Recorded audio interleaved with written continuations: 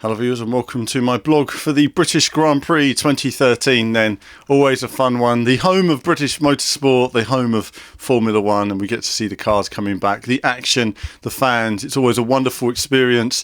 We've got Glastonbury going on and it's kind of like a kind of Glastonbury for motorsport with all the music and the action and the atmosphere. It's always wonderful to come back to Silverstone. It's great to see how the investment has improved the racetrack over the last few years as well. Certainly it's always improving now and looking like a proper international circuit.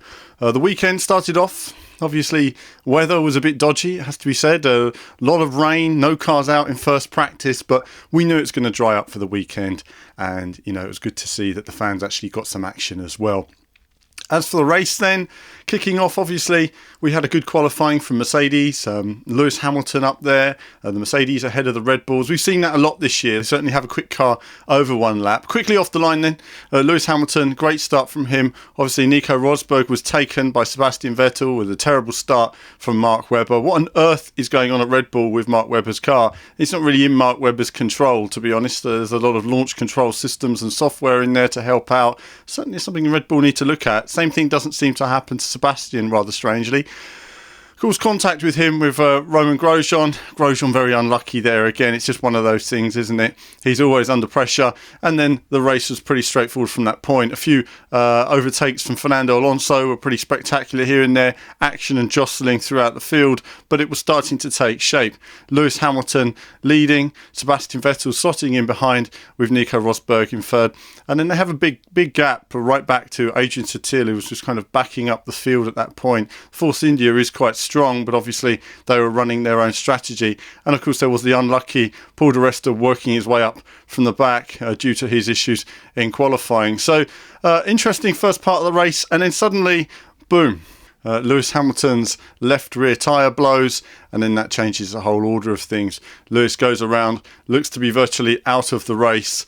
A tyre blower in a similar way, kind of to what he had in Barcelona as well, so it was very similar for him there. He had a few issues, and we've seen this, and they showed Malaysia as well, of course, yes, Malaysia when there was also an issue, and Perez in practice. So there's been a lot of these this year, and of course then that was followed by, we had Felipe Massa and Jean-Eric Verne. They had big blowouts themselves, and Sergio Perez, and of course with that brought out the safety cars and the really the concerns of everybody as to the tyres and what's happening with Pirelli. And it changed the whole face of the race. Sebastian Vettel leading, was looking good for him. Nico unable to stay with him. And of course, then the field battling with each other, trying to jostle for position on their different tyre strategies. The Ferrari seemed to work well in the race. Certainly their qualifying wasn't representative of their race pace. McLaren are still nowhere at the moment. They're just knocking about. It's a difficult one for McLaren, but the rumour is now that they're focusing on their 2014 plan already, and they're just going to be testing on this car and seeing if they can find out what's wrong with it and getting what data they can from it. So very unfortunate for them. The Force India was strong, but fell off a lot towards the end, and Lewis worked his way through the field. But for me, a star, one of the stars of the day has to be, and there were many, has to be Mark Webber. Falling all that way back, he could have been downhearted, made some great overtakes, working his way through the field, coming right up there to second place. If the race had been a couple of laps longer, I think he probably would have gone for the win. There's almost no doubt about that, given how strong he was in those last few laps and putting in some great laps and great pace there. Nico having to fight hard to keep him behind.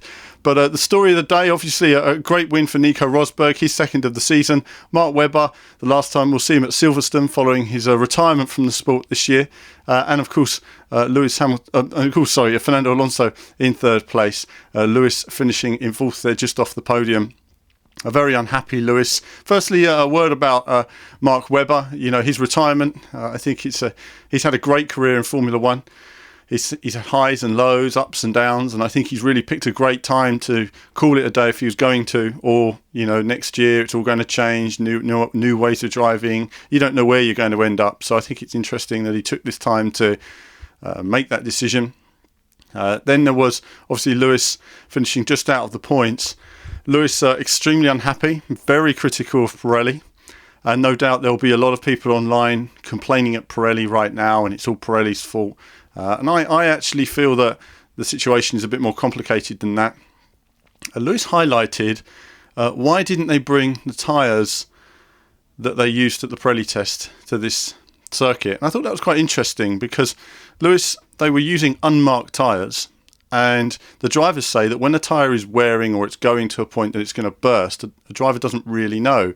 And if they weren't taking tyre data from those tyres, well, how did they know? Pirelli was supposed to take them off the car and take them away. So it's interesting to know how much data Mercedes got, and how Lewis, he seemed quite definite that there were better tyres out there.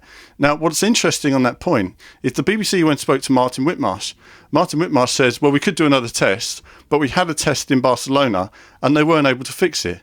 Well, according to Lewis, they were able to fix it. So either they were or they weren't. And that raises another question. Is it that they did produce tyres that fixed it, but then somewhere it was felt that they couldn't use those tyres because Mercedes would have an advantage, so they end up not using the tyres they used at the test?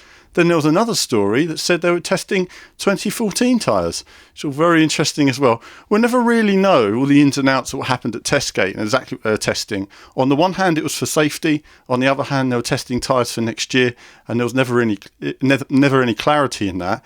But as for Lewis being so definite that they had better tyres that worked better for him, it's interesting. I'd love to know more about that and what he actually means by that, and how he knows exactly what tyres they were testing if they were unmarked, and how he knows that we're not just talking performance terms, we're talking about safety of the tyres as well. So there's a lot of variables in there, in the sidewall and everything.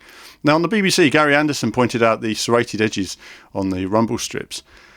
That's interesting as well. They are very sharp. They're like that on a lot of racetracks, to be honest. There's I wouldn't say those were unusual. They could smooth them off on the edge. They could put a bigger sausage curb on the inside. I guarantee you no drivers will be hitting that. So there are things they can do. And between now and next week, they might not be able to make new tyres for Germany, but they might be able to fill in a couple of concrete bits or file a couple of bits down if it's going to smooth it off. It's not the first time it's happened. It's not going to be the last. But I do think that at the moment, Pirelli are getting it in the neck for a situation that perhaps isn't entirely, in their control. They are told to produce marginal tyres. They do that, and we don't know the ins and outs of what goes on in Formula One. It's put forward by Martin Whitmarsh. Perhaps they should use the 2012 tyre. It's proven. They know it works. The guys all have the data on it. They could adapt to it pretty quickly. It's probably a good idea. But it's going to be interesting to see what happens with Tyregate. I think the audience at large will look at today and will be saying Pirelli are useless, everything else. But I think Pirelli are being put into a difficult position. They don't have the testing they need.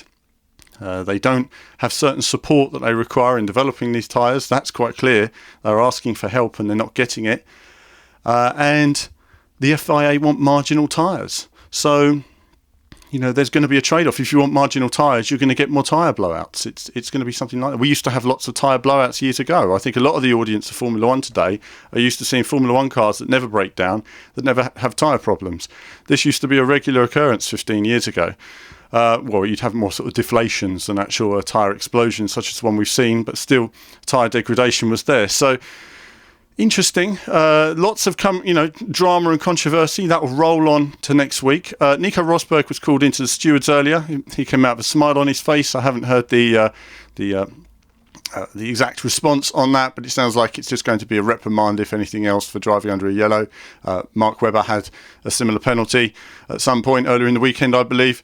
And overall, a very exciting race. Lots of overtaking, lots of action. We had the tyre action, we had the safety cars. We had marshals on the circuit with no brooms as well. So we had lots to look forward to. I think Germany in a week's time, we're going to have a lot more tyre chat. There's no doubt about it.